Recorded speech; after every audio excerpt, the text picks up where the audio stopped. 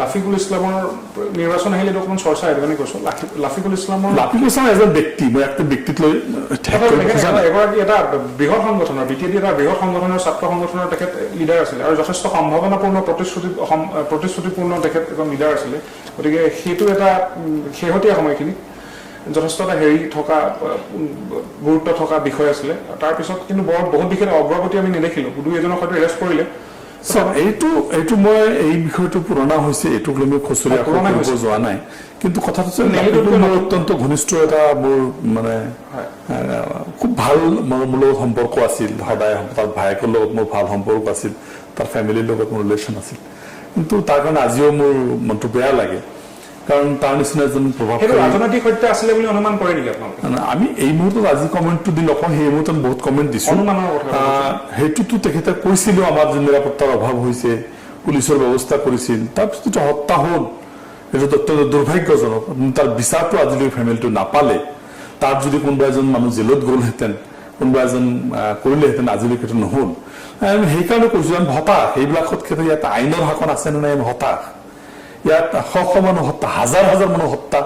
দিনত কাটি হত্যা কৰা মানুহ এজন জেলত নাযায় কিয় আছিল সন্দেহযুক্ত বাংলাদেশ এজন বাংলাদেশ ওলাব পৰা নাই চাওক না আমাৰ গোটেই নেলি অঞ্চল ঘূৰি এজন বাংলাদেশ ওলাব পাৰিছে নেকি কিন্তু হত্যাটো কৰা হ'ল হাজাৰ কেতিয়ালৈ বন্ধ হ'ব আচলতে যিটো এটা টুপ এটা দি দিয়ে এইটো এটা পলিটিকেল মাৰাত্মকভাৱে এটা কোনোবাই ৰাতাৰাতি ইমান ডাঙৰ নেতা হৈ যায় যদি কৈ দিয়ে যে ইমান বাংলাদেশী আছে ইমান বেছি বাংলা ইমান অত্যাচাৰ কৰিব লাগে মানে ইহঁতক হত্যা কৰি শেষ কৰি দিব লাগে লুঠিয়াই দিব লাগে তাৰ ডাঙৰ হৈ যায় আঁঠু গাড়াই থব পাৰিব সি ডাঙৰ নেতা সি আমাৰ শৃংখল চলি অহা হৈ যায় মানে কিবা কৰিব লাগিব সমুজ্জ্বল ভট্টাচাৰ্য হৈ যায় মানে বহুত কথা আছে এইবিলাক কথা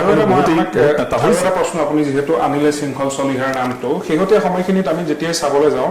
শিৱসাগৰত যিকোনো এটা ঘটনা অসমৰ সাম্প্ৰতিক পৰিস্থিতিত সংঘটিত হোৱা যিকোনো এটা ঘটনা লাগিলে অসমীয়া অনা অসমীয়াৰ টপিক হৈ যাওক কিন্তু পিছত গৈ পিনে হিন্দু মুছলিম হৈ যায় মই আপোনাক উদাহৰণ দুটা দিলোঁ এইখিনি সময়তে যেতিয়া আমি শিৱসাগৰত শেহতীয়া সময়খিনিত দেখিবলৈ পালোঁ মাৰোৱাৰী সম্প্ৰদায়ে আঁঠুলোৱা দেখিবলৈ পালোঁ সেইটোত মই কমেণ্ট কৰিব নাযাওঁ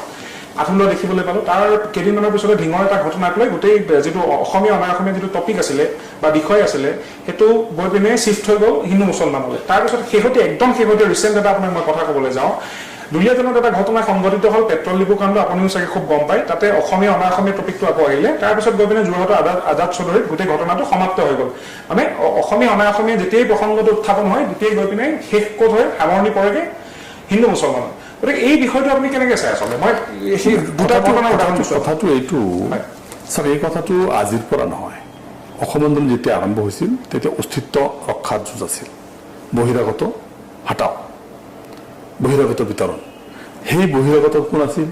আলি কুলি বাঙালী নেপালী মাৰোৱাৰী বিহাৰী চব আছিল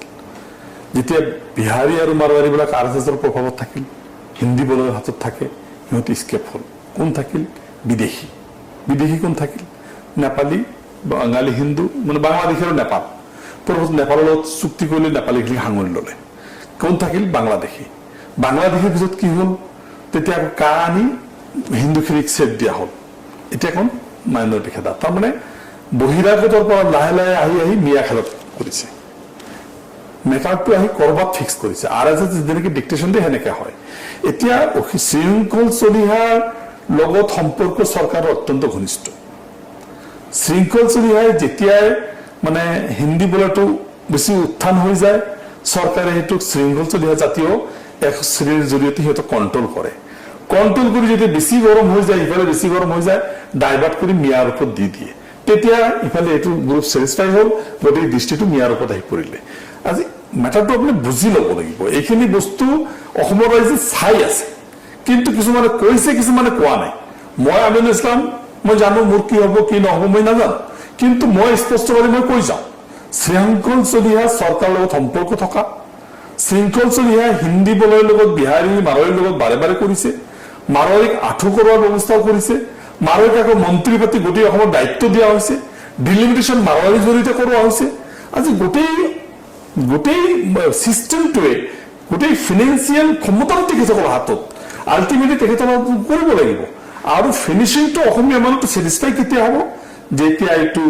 চৌকল বাংলাদেশীৰ নামত মই যিটো অত্যাচাৰটো ষ্টাৰ্ট হ'ব অসমীয়া মানুহ শান্তি পাই যাব, য়েছ তেখেতসকলে পানিছমেণ্ট পাইছে, এইটো মোগলৰ শেষৰণ, এইটো লাষ্ট যুদ্ধ, তেতিয়াহে অসমীয়া মানুহখিনি ছেটিছফাই হ'ব। এনেকৈ যদি লাগি থাকে নহয়, অসম কেতিয়াও আগবাঢ়িব নোৱাৰে।